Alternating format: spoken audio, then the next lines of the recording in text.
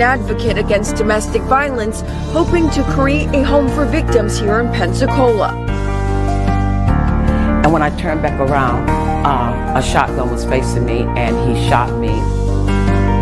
Williams was shot in the stomach, killing her unborn baby she had named Jamie.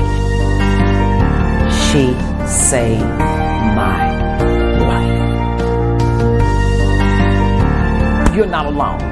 You're not alone. And if I came out, you can come out. Well, good afternoon. Welcome to another edition of Normal Silence. I got my co-host on this afternoon, this evening, Mrs. Carolyn Williams. Hello, Caroline. Hello, Vernon. How you doing? I am well. How about you? How was your month? I'm doing okay. I got a little fracture here, broke a bone, skating and trying to save a little boy, but it's okay. It's all good. Well, you here. That's a good Yeah, thing. I'm here. Yeah, it could have been worse. I'm here. Yeah, you sure are. You got a special guest with me today. I don't see her microphone on, but hopefully that she's on. Can you introduce our special guest? Yeah, she's been with us before, and I had to have her back again. It's none other than Dr. Tawana Howell. Dr. T is with us tonight. Yeah. Hey, Dr. T. Well, hello. Good evening, everybody. How you doing? I'm doing great. How are you today? Doing wonderful. Doing wonderful. Very good. Very good. Ladies, I tell you the truth. Carolyn, we bring this subject on because it's so vitally important that we talk about this subject of domestic violence. And it's apparently is an epidemic in our country. So I'm going to turn it over to you and Dr. House to talk about domestic violence. And also we have learned also very recently, Florida had passed a new law. Y'all might want to talk to them about the new law that's affecting domestic violence and so forth. Okay. Okay. So, Dr. Tawana, I am so glad that you are with us tonight, because I've been having a lot of people that have been confronting me about, some of the effects that they have after domestic violence. But before we get into that, Dr. Tawana, I want to say to you personally, I want to say thank you. Thank you for what you're doing, because you're talking about mental health, and you're talking about, the church, and we can use God along with mental health. And so because you've been talking about that, I had been going to my doctor, and I was talking to my doctor, and we had a session for like 2.5. He's spiritual, and we had a session, and he was talking to me. He was saying, Carolyn, I really think you need to go get counseling. And I'm like, go get counseling, it's been like during that time, it had been 47. Jamie would have been 47 years old this year at 48. But anyway, when he said that to me and we was talking, and he told me, and because he could see the signs that I was dealing with trauma and some of the things that was coming up. And, when I was talking to him and I told him, I said, you know what? I say, Dr. Willis, I say, I have this young lady that I know, and she's just, she's on a move trying to get the church and the church to join in with spiritual and mental health. And I said, I've been listening to what she had to say, and because of you, I want to say thank you. And I really appreciate what you're doing, and keep doing what you're doing. Everybody's not going to be for it, but some people are. So keep doing what you're doing. So when they was telling me about asking me these questions, and I was talking to my therapist, and I was telling her, I say, why now? I say, it's been 47 years. Why now? Why am I feeling this guilt now? Why am I feeling what I'm feeling now? And she was telling me, she said, because you're in counseling now. It was there all along. And she was saying something about how your brain, how it tries to protect you.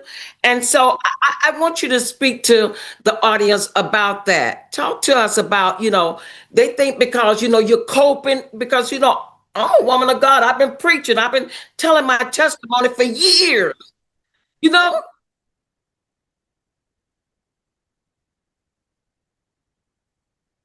Me because doing the work that God has given me to do, it hasn't been easy. It's a challenging road because a lot of what He's given me to do is challenging a lot of what has been previously established, previously has been really really just filtrated through the church for years, and now is basically scrapping everything, saying that it's okay to have your faith as well as your therapist, as well Yeah. as being knowing there's a spirituality and mental health intersection. So thank you, and your story is this is one of the reasons why I keep going. So thank you for that.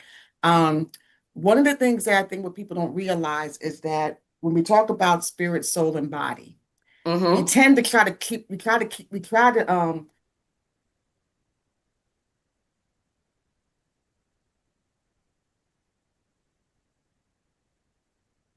Mm-hmm.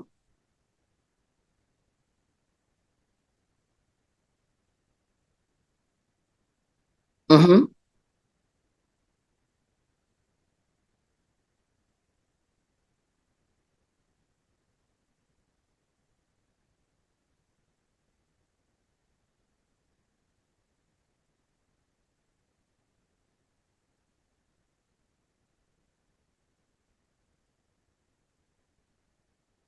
Yeah. Mm-hmm.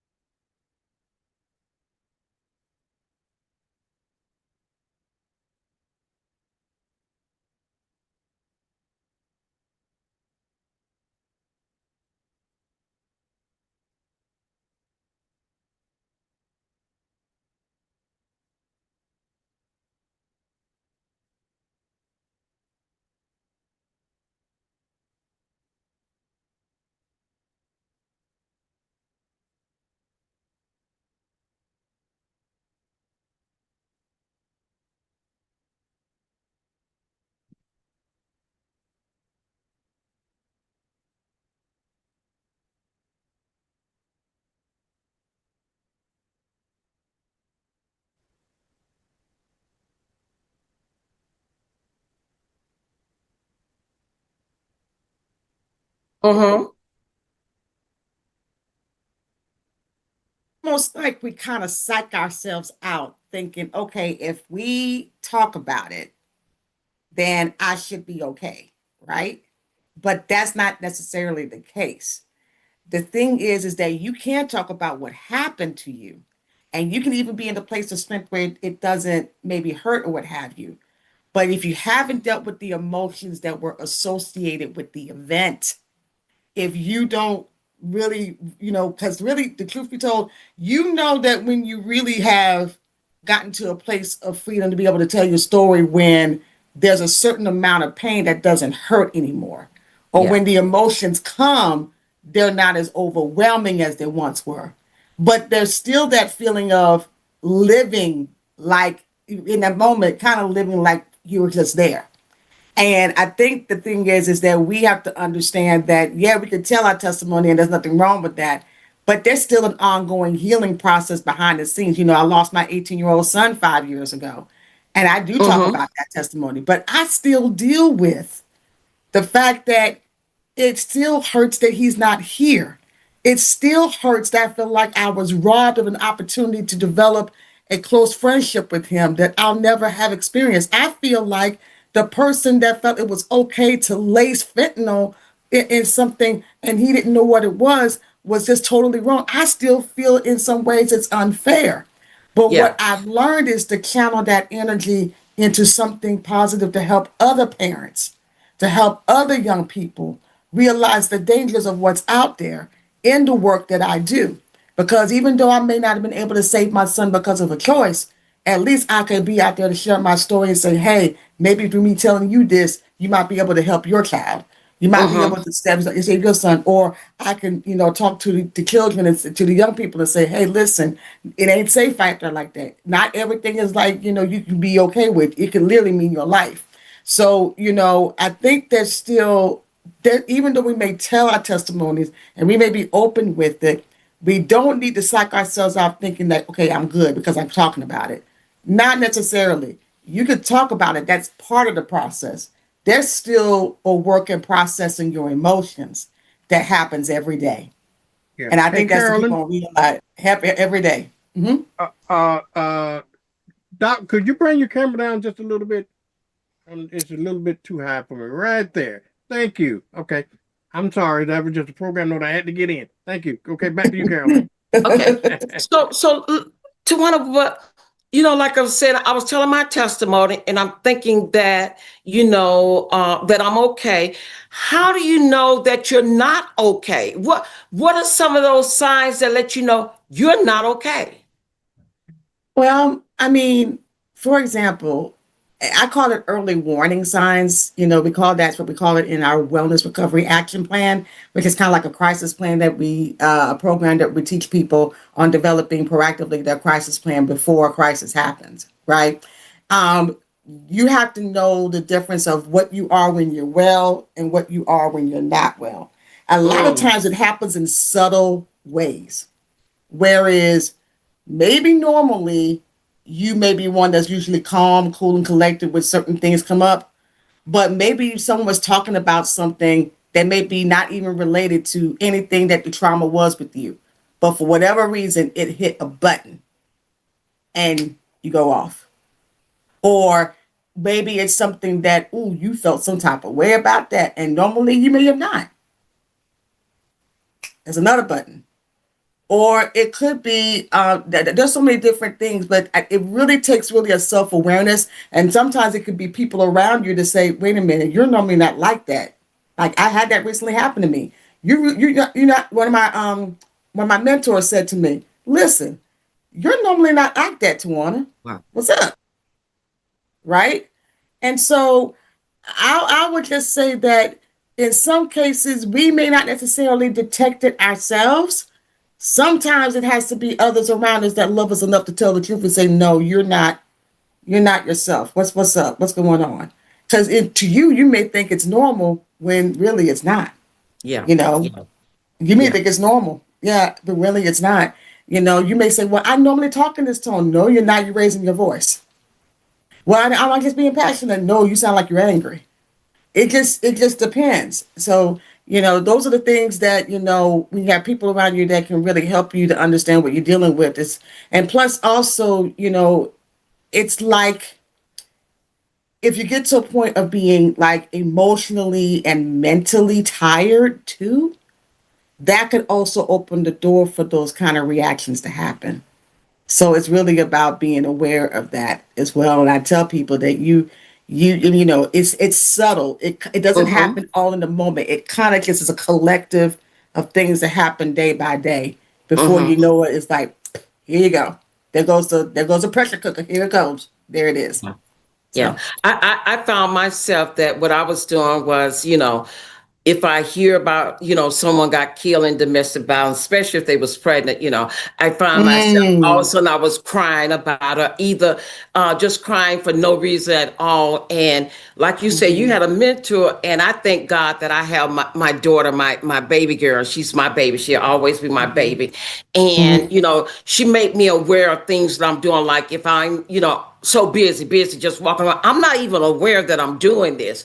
And she Mhm. said, you keep going from this place to this place to this place. Why don't you sit down? And I thank God for her because she showed me where, okay, you need to sit, you need to breathe, you need to Mhm. say. She taught me about boundaries. No, mom, you're not going to do that. The answer is no. So she keep me grounded. And Yeah. and Yeah. and I thank God for that. And then she could point some things out to me that I may be experiencing that I'm not aware that I'm experiencing, and then I can take it, to my therapist and talk about it. But one of the things, to one that I found myself, you know, I had forgiven him for it and everything. It was like Mhm. I all of a sudden I want to know why, Yeah. and I never Yeah. want, I want to Yeah. know why. Mhm. And it was like I took on blaming myself. Okay. Mm. And Mhm. so, and I talked about this last time we was on the show, and I just pushed it aside. And finally, I was going down to Jamie's house to go down there, and I was down there, and I was on my way, and the Lord told me, say, go find him, and I'm like, go find him. I don't know where to find him because the house he was living in was burnt down. And Mhm. so it was like the Lord was directing me, telling me to go this place or go there. And when I went and I was at this place where he told me to go, I'm like, he's not there. And then he drove up. And Mm. I asked him, I said, why? Wow. Why did you shoot me? Why did you kill our baby? And this is what he said because he had been in the hospital. He said, well, I had this bandage on my arm. And he said, I didn't mean to do it. I had the gun, but the gun just went off. And so in my mind, this is what I'm getting ready to Mm. say, Dr. T. I'm getting ready to say this. Wait a minute. Anytime you have a gun, you went in the room to get the gun. We was in Yeah. one. I'm getting ready to tell him, yes, you did. And all God said, no, don't say nothing. Just listen to him. Mhm.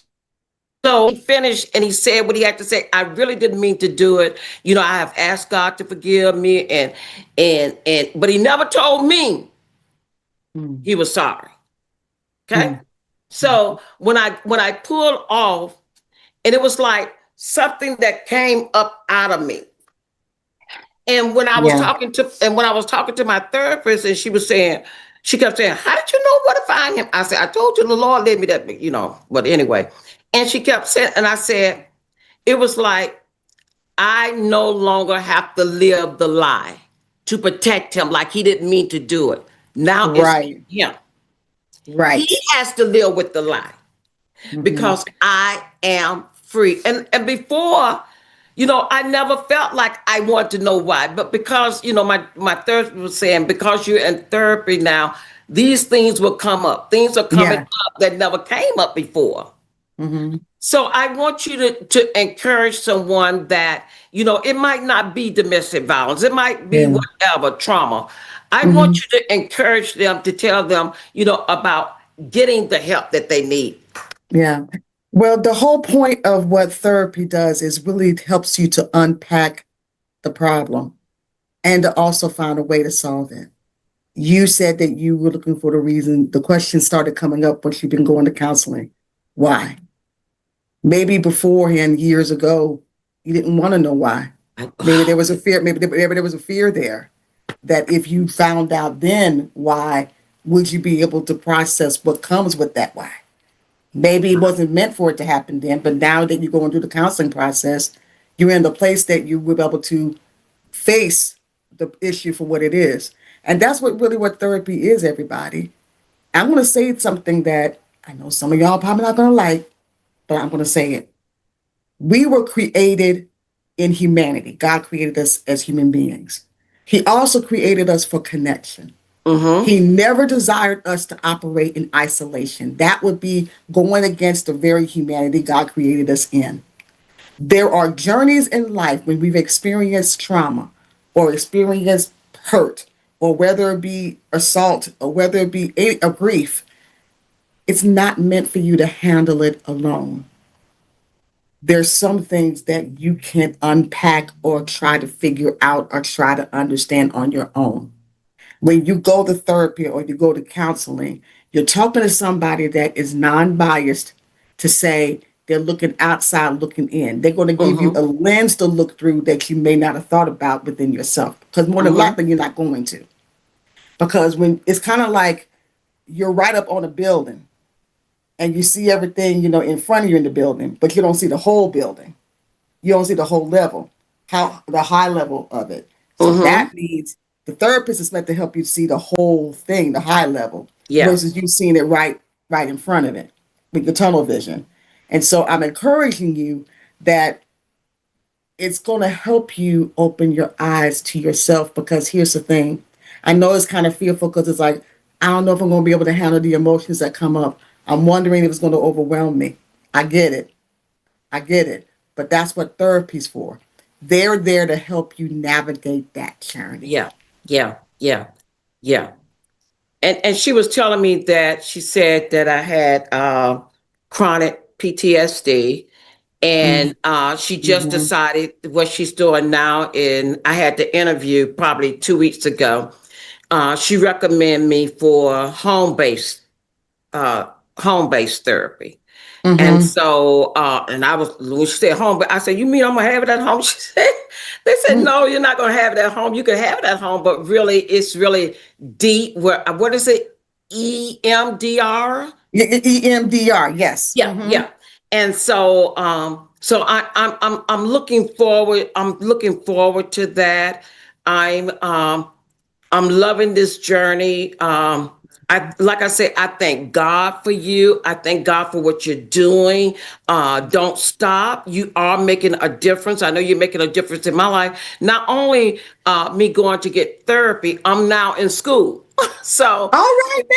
I'm in school, Dr. T. I'm in school, and I'm learning about trauma, and I'm just enjoying this journey that I am on. And I realized that God will bring people into your life, and you never know why. But because of what I've been listening to you, what you've been saying, I'm taking it all in, and I say, you know what? I need to know more. Yeah. I need to learn more. And I can truly say, I know God first. But God used people. But because of you. So before we go on any further, if you're dealing with domestic violence, or you're in a domestic violence relationship, like we were saying from the beginning, that they have passed a law where how much money you getting? $5,000 now for relocation now. It used to be $1,000. 1,500. Huh? Right. Used to be 1,500. Yeah. Yeah, it used to be 1,500. So if you're in a domestic violence relationship, you can pick up the phone and you can call domestic violence hotline, which is 1-800-799-7233. You also can call Favor House, which is 850-434-1177. You also can call the military. They have a line that you can call if you're in a domestic violence relationship. It's 877-995-5247. And you also can call Jamie's house, which is 850-291 4624. And we only have just a few more minutes, and I'm going to leave that few more minutes. And I know I'm going to have to bring you back. I know that. I'm going to have to use that few more minutes for you to tell us what program are you over now? What is the name of the program? And tell us a little bit about that program. Yeah, sure. Well, first, I mean, I kind of have a twofold roles, if you will. I am the founder and CEO of Beacon of Hope Champions Ministries, LLC, which basically focuses on helping people to be emotionally and mentally well so they can spiritually grow. So I do a lot of work with faith leaders and faith communities in reference to bridging the gap between mental health and spirituality. Also, I am the director of programs for NAMI Emerald Coast, which is National Alliance on Mental Illness. Emerald Coast covering Escambia, Santa Rosa, Okaloosa, and Walton counties. We are the largest grassroots organization in the country with 650 affiliates across the country and focusing on peers and family members that deal with loved ones with lived experience. I do serve as director of programs as far as work, doing peer-to-peer classes, family classes, so family support groups, peer support groups. We also do what's called the WRAP program, Wellness Recovery Action Plan, which is really helpful for people no matter what walk of life you're in, whether you're going through recovery. And basically the whole point of it is to help people understand that recovery is possible and that you can live a life that's healthy, even if you're going through, been through trauma, if you've been through domestic violence, but it actually helps you to learn about yourself, becoming the best expert on you and being aware of yourself, and helps you to develop even a crisis plan that in the event that something happens, you have something in place saying, this is what I want, this is what I don't want. This is who I want there. This is who I don't want there. Yeah. This is the treatment I want. So it basically helps you advocate for you. It helps give you a space to give you a voice. And so I happen to be an advanced level facilitator for that. And also with NAMI, I do serve on the state level as a representative for our FaithNet program, and also on the national level as a member of the executive committee for the national NAMI National FaithNet program, doing what I'm doing with faith and mental health. I just recently spoke in Atlanta at the national conference, sharing with them about that. And so that's basically the gist of what I do, along with other things, dropping gems here and there when I can, of wisdom and things like that, just to help people. And and that's basically what I'm doing. And hopefully, as someone that survived domestic violence myself, in in 3 relationships I've been in, and to know how that it's possible to overcome. But I always tell people, healing is the journey, but wholeness is the destination. Wow. I see my co-host. I see he done came up. Yes. If you take your time, this stuff is important. You want to continue, go ahead. Okay, thank you. Thank you. You can extend it. We don't get a chance to do this. We don't get a chance to do this but once a month, okay? And this subject is too important just to skate over, okay? Thank you very much. Okay, and another thing that I heard from, I think, 2 individuals, they were saying that they have one-on-one counseling with you. Yes, Okay, yes. so I'm a board certified professional mental health coach. Okay. And so this is why I tell people I'm not a clinical therapist, but I am a person that comes in as a coach to do the preliminary preliminary intervention to determine that if you're able to go through the coaching process, which really you have to be a little bit more high functioning for that, versus, if they're not at that point of being high functioning, I always recommend them to therapy. But I recommend that you can do both. You can go to therapy as well as get coaching, because here's the thing, therapy, like you're dealing with right now, helps you unpack the problem, the problem solving, and unpack the issues and things that are the reason why you have the feelings that you are having, and give you tools on how to navigate it. I'm the one you come to saying, okay, after you get all of that, you still got to learn how to live a well and healthy life after. What does that look like? What strategy do you have going forward that after you got this counseling, what can you do to continue to have a daily routine, a daily maintenance plan to help keep you well? Okay. And then also, what can you do as far as if a crisis does happen, how do you approach it? So that's what I do in my one-on-one sessions. Is usually, I'm kind of like you say, like I said, I'm a coach with the cap on, saying, all right, I'm here just kind of show you what's going on. But at the end of the day, you got to come up with the solutions. So it's solution focused. That's Oh, the okay. difference. Okay. Okay. It's solution Okay. focused. In other words, I'm there maybe to point things out, but the goal is to hope that you see within yourself, you got the solutions in you. You just got to find them. They're already there in you. You just got to figure it Mm-hmm. out. And Mm-hmm. sometimes it sometimes means facing up the truth of what you're really feeling. No Wow. longer lying to yourself. She said, yeah. Yeah. No Yeah. longer lying to yourself, Yeah. allowing the Yeah. emotions to tell the truth.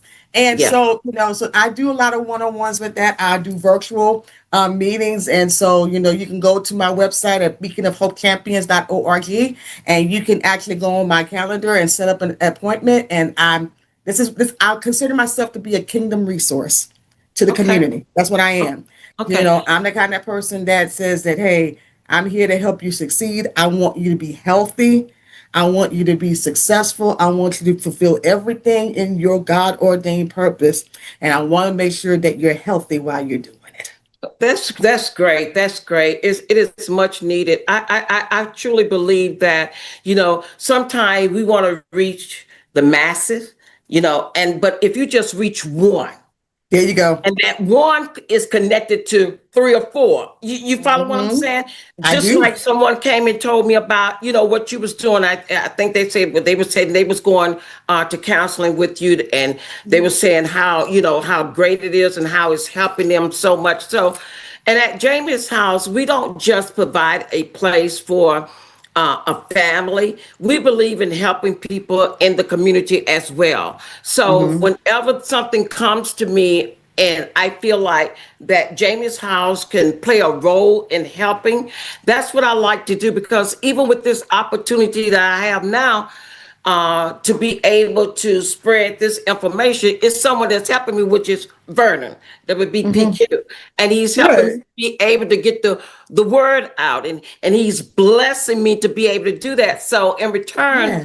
we like to bless someone else. So me and my partner in crime, Vernon, and then my daughter Nancy also. What I want to do, what we want to be able to do is, and you and I will talk about this. I want to be able to sponsor someone for at least 2 sessions. Okay. Yes, ma'am. Okay. So Yes, if ma'am. well, listen to me now. So if it requires 4 sessions, they have to be able to say, well, you know what? I'm going to make sure I go through the whole program. If I'm going to sponsor 2 and it was required for you to have 4, you're going to have to pay into it also. So Right. I want to Right. be able to, do that to help a woman. I want to be someone either in a domestic violence relationship or someone that has gotten out of a domestic violence relationship, Amazing. because Yes. it's very important. Vernon and I, we're on this road. He's on this journey with me, and his radio station, TV station has been so supportive. And also, he has the radio show now, Vernon in the morning. And what he does is, like, if you have something going on, you can pick up the phone and call Vernon and say, I want to talk about this, what I got going on. I think you got something coming up. Is it in August or September something? Oh, yes. What I'm getting ready to have coming up is in next month, as a matter of fact, is the 3rd annual gathering of healing. It's July 11th, Saturday, July 11th. This is something that NAMI Emerald Coast is hosting, and it's part of a community conversation series on Okay. sharing hope that actually focuses on mental health and the impact on Black and African ancestry. And Okay. that's going to be from 10 a.m. to 12 p.m. on Saturday, July 11th, 2026 at Project Ministries Worship Center, where Dr. Norman Baker is the pastor there. And he's also our vice president of our board. So it's going to be there at that facility, right in the heart of Inslee, right in the heart of where the inner city is, if you will, with Wedgwood, Lincoln Park, Okay. that particular area, where the actual communities of color that we're actually going to talk about and address. It is free. We do ask that you do register. I do have the flyer as my cover photo right now on my Facebook page, along with the link to be able to register. But also, we're going to have Dr. Vanessa Phillips, who is the Assistant Director of the Escambia County Health Department, as one of Okay. our keynote speakers. And then also, I'm going to have one of my good close friends, Raheem Pfeiffer, who is a Yeah. clinical therapist, and he currently serves as the director of social services at Pruitt Health. But he has experience working with at-risk youth and in that clinical therapist area for almost close to 20 years when he was working in Montgomery. So he'll Okay. be there as well, along with, we're going to do a special presentation in memory of Dr. Irvin Williams from Lakeview Center, who recently Oh, passed yeah. on Yeah. last year. And Yeah. we're going to present something special to Lakeview Center, being one of our long-term community partners, in honor of him. And because Okay. he was our first keynote speaker at our first gathering of healing. So, you know, we want to honor his memory, honor his work, and we're going to do that also as well. So definitely come out for that. I'm excited. And I'll get with you, Vernon, definitely, because I have that going on and some other Well, things. So Dr. I'll House, definitely make sure of that. Dr. House, this may be your lucky day. Really? It may be your lucky day if you're available tomorrow morning at 8 o'clock. I had a cancellation Oh, for tomorrow. And okay. if you're welcome, when we finish this show, I'll send you the link for it. It's a different link for in the morning, and we can Mhm. talk about all those good things. And mental health Yes. is something that we need to talk about in our community as well. So we talk about Yes. mental I health, can and we do talk it. about what you got going on. All right, when Yes, we I can get, do it. I'll let y'all continue. So I'll send you a link tomorrow morning, okay? And now if you got a flyer or something. And by the way, if you got anything going on, you too, Carolyn, y'all got a flyer, anything that you need me to promote during my morning show, you're more than welcome to get it to me, Mm. and I can promote it for you. So if you got a flyer, Doctor, uh, if House, if you got a flyer, send it to me. But I'm going to send you a link, and I'm going to create a promo for you. I mean, a flyer so we can promote it in the morning. I know it's late, but it's never too late No. to help people. Never too late to help people. Never, never. Right. This is just divine timing. So I'm very grateful. Thank you so Okay. much. Very good. Okay, y'all continue. Another thing that I want to ask you, and it was a lot of, talk about, the guy that killed his children, the 8 kids and stuff. You heard about that, right? Yeah. So a lot of people were saying, okay, he had mental health issues and this, that, and this and that. Now, this is what I said. Now, I might be wrong, so you can correct me if I'm wrong. Okay. Okay. And I was saying that I don't really believe that. And the reason why I don't believe that is because he told her a year before he did this, if you leave me, just like my ex told me, if you leave me, I'm going to kill you. And so it was like, it was already in his mind to do this. And it was Right. like, Right. he already knew exactly what he was going to do. He went and checked himself in to VA to have that information in case, something mental is wrong with me. How do you feel about that? Because a lot of people think when someone does this, that they got a mental illness. They think if they kill their whole family or they take their loved ones out, they got a mental illness. They want to blame it on mental illness. What do you have to say about that? What I have to say about that is that the reality is that's the reason why a lot of criminalization of mental illness is happening. It's not, it's very small, the percentage of people who are truly mentally troubled or Would ill, you say so to that speak. again?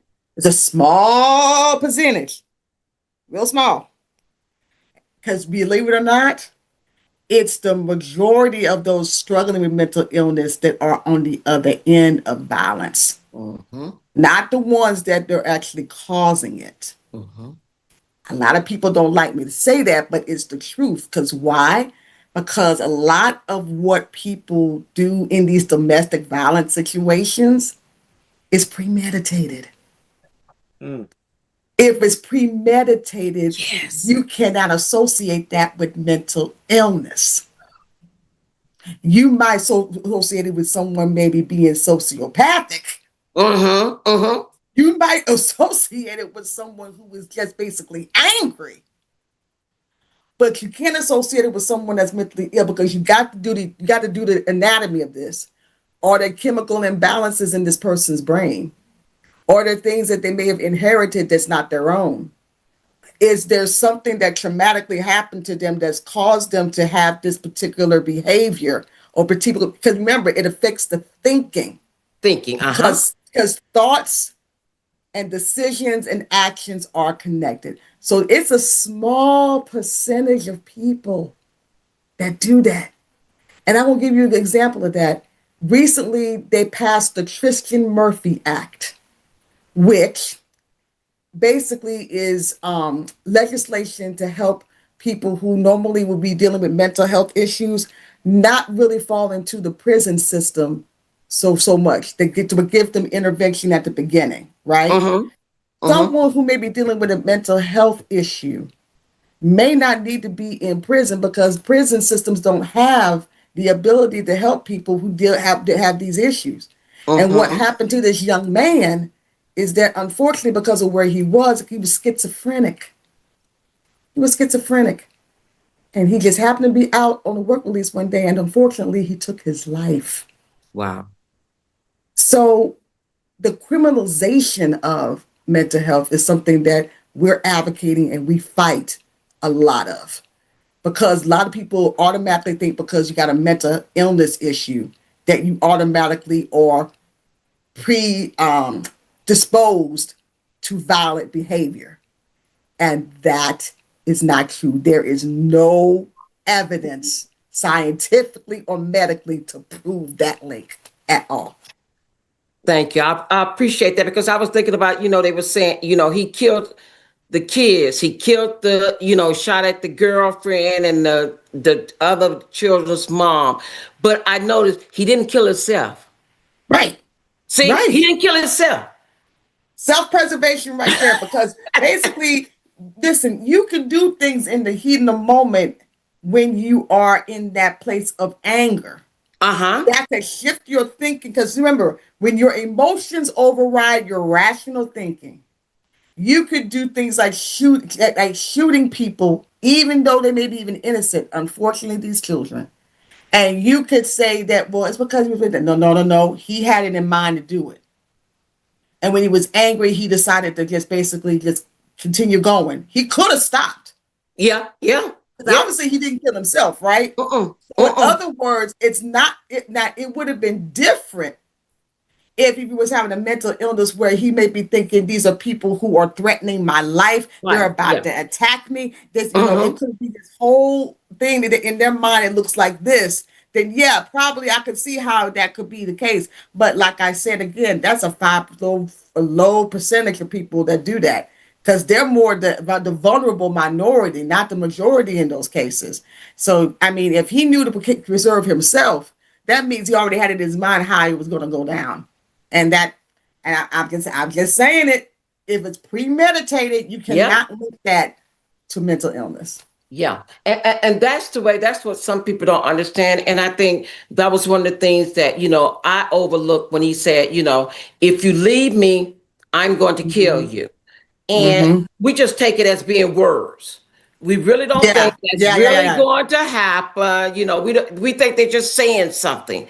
And I think that's where the victim, that's where we miss it. We just think they just say it. But if you listen to what they're saying, they will always tell you what they're going to do. They always, and then once they tell you, then you don't realize, you think that everything is okay when they started strategizing when I'm going to do it, how I'm going to do it, because he made sure he went and got the other two children, put them all together. They was at the other mom's house. So he went and got them and put them all together. So this was something that he was strategizing to do. And we have to stop. As long as we keep, it's like we're telling people like, it's okay because they wasn't in their right mind. No. He was it's not okay either way. It's not either okay way. If it's in your mind or not, you're right. Either way, it's no excuse. Yeah. But let's flip it on the other side, because it's mostly men, Black men in most cases, in a higher rates of suicide. Let's flip it over to the other side of this. Men normally are the ones that complete the suicides. They're the ones, not the women. It's more men that do it than women. Why is that? Because normally when it comes to men, they have it set in their mind how they're going to plan things out and how it's going to work, and they see it all the way through. So just like it is on a suicide case, it could be the same way on the other side of this when someone premeditates and they're thinking about how to plot and plan or what they're going to do to carry out something. Because that's what normally what men do. So that's the case. And that's why in most cases in these situations, you see mostly men doing this. Wow. You're so right. You see men mostly doing. You don't see women doing this. Yeah. You see men doing this. That's why. Because they're more intentional about doing things by lethal means. Okay, so we have a man, my partner in crime. What you want to say about that partner in crime, Vernon? Everything you're all saying is, just on point. And if people don't think about it, I agree with you. People try to chalk it up to temporary mental illness, and they stressed out. As you were saying, that's premeditated. And you're right. It's men. That's why we're having this show, Carolyn. Yeah. That most men do the domestic violence. Maybe a few women. Yeah. But most men are involved with this. So we got to get to the source of the problem. And I agree with you wholeheartedly. Yeah. Yeah. Because a lot of it is about it. Yeah, because a lot of it is, and I share this a lot of times, is that most men, and I'm going to talk about Black men. Listen, like I talked about my brothers, I love y'all, my brothers. You don't have the skills to process your feelings. You feel like, in most cases, that's why a lot of Black men feel like they have to resort to lethal means to solve a problem. When you end up trying to solve something that's a temporary situation with a permanent solution. Wow. By a gun. Because you don't know how to process the anger or the hurt or whatever it was that causes you to feel like this is the only way to solve the problem. Not realizing that you're ending a life, thinking that's supposed to give you relief, and it doesn't. What do you, Dr. House, what do you tell men? What would you advise them that are in these situations, or how can you advise other men? Because sometimes women can't get through to men, Sometimes what can you tell me so I can tell them about how to manage this thing here? Tell them that it's okay to take a breath before you do something. Give yourself 5 seconds. Just 5. Just 5. To just breathe for a moment and then just stop. Just pause. For some people, that can make the difference between a life and death situation. It may not change anything at the moment, but at least at that moment, you can pause enough and say, do I really need to do this or not?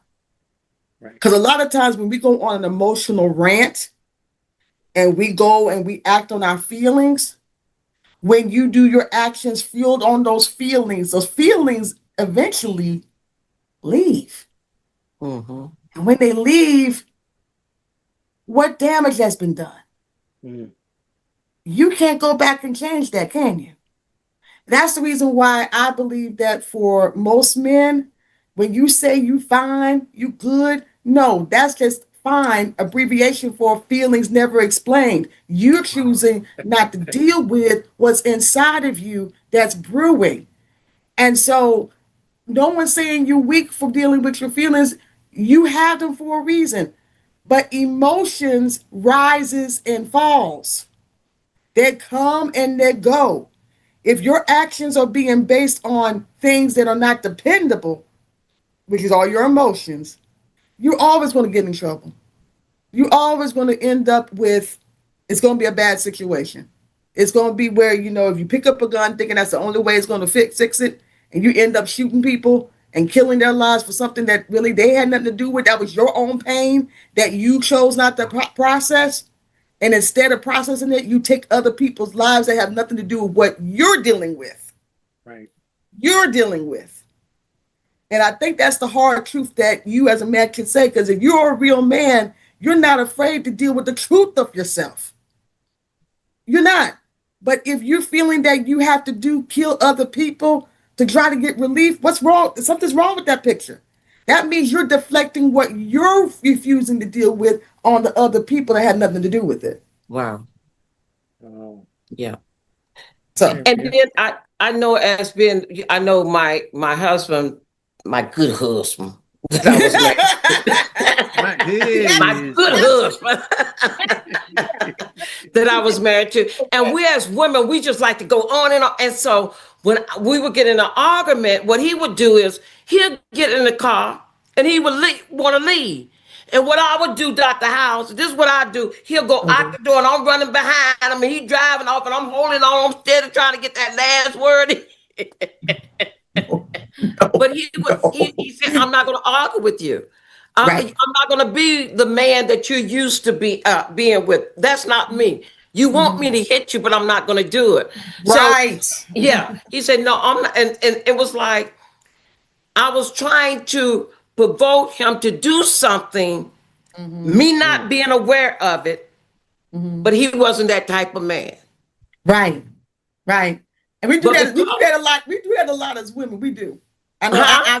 We do that. We do that as women. We do that a lot, especially when we've been programmed to that kind of behavior, that Yeah, kind of environment, that kind of drama. You know, because we feel like if that's not happening, something's wrong. When the yeah, reality is, it's unhealthy. Period. Altogether. yeah, And you know, and men normally are not ones to want to be confrontational. That's really a lot of times not their nature. yeah, Especially if you kind of, you know, doing all this fussing and all this stuff and everything, man, by the time, even those who don't even go there like that, they're going to be like, hey, whatever, I'm got to shut you down, right? I'm shutting down right now. I'm getting quiet. yeah, And what I have learned with that is, especially when it comes to allowing, you know, giving people, you know, a place for men to learn how to be safe and be vulnerable and to be able to open up is that a lot of times the nagging and the fussing is what don't help. A lot of times just being quiet yeah, and maybe being open to listen to what they have to say, even though you may not like what comes out their mouth. Give them space to let them be acknowledged. Give yeah, them space to let them be heard and seen, because that's what you would want. Give them the same courtesy of that. And so even though you may agree or not agree with it, at least they'll know that, well, at least you heard me. yeah, Sometimes that's half the battle right there. yeah, You know, and then all the other stuff, you know, you'll figure out. But we you believe me. I guess maybe I've gotten to a place in my life that I've gotten so chill now. It's like I'm not gonna be the one fussing like that. I don't have enough energy in myself to do that no more. I'm gonna say what I say, and I'm gonna mean what I say, and I'm gonna be quiet.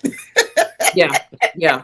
But do you think a But lot of it too come from where, men been taught, even as being little boys and stuff, if they cry, why you whining? You just whining, oh yeah, they're not it's a able lot to of that. show their emotions. You Yeah, follow? And if you're not able to show your emotions, it's going to come out some other kind of way. and Anger, it will, and it violence, will. it will. And it will. And I think that's the thing that I think I remember my former pastor telling me that. I remember him telling me that now it's a process of being retrained to do the opposite of what he was taught.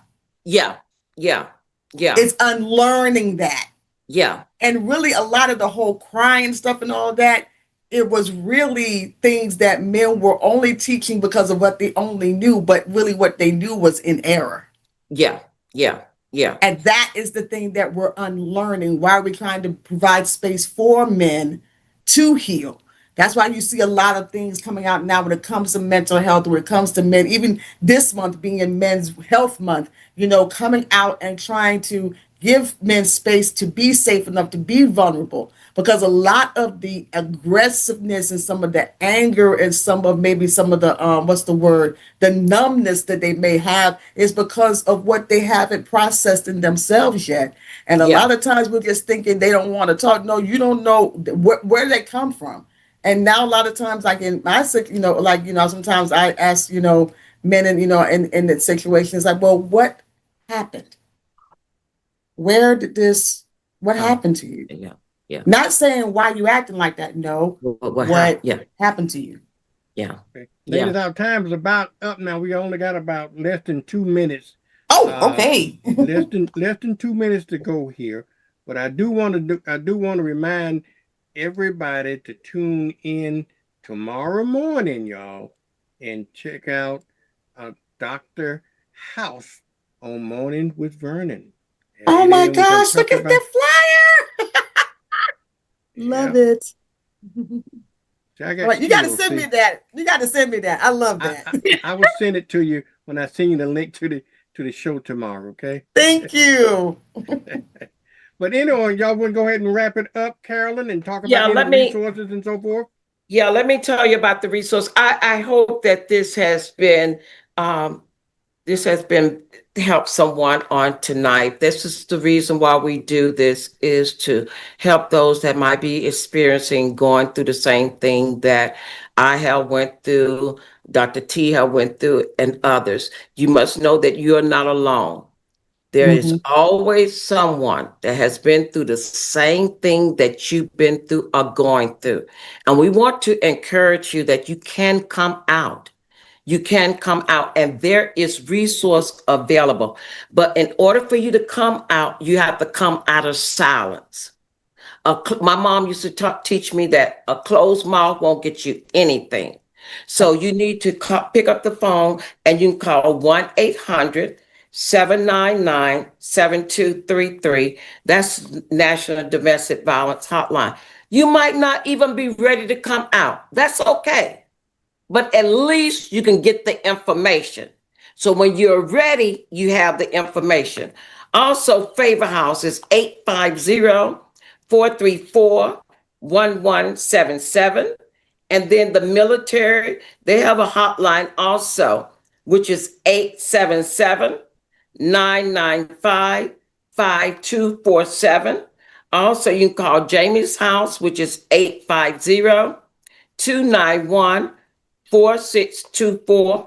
And also we have what is the Red Cross, the 211 number.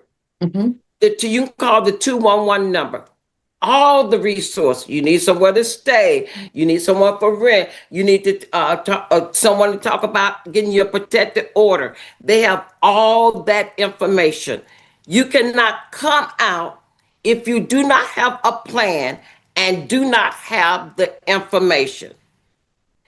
Information is powerful.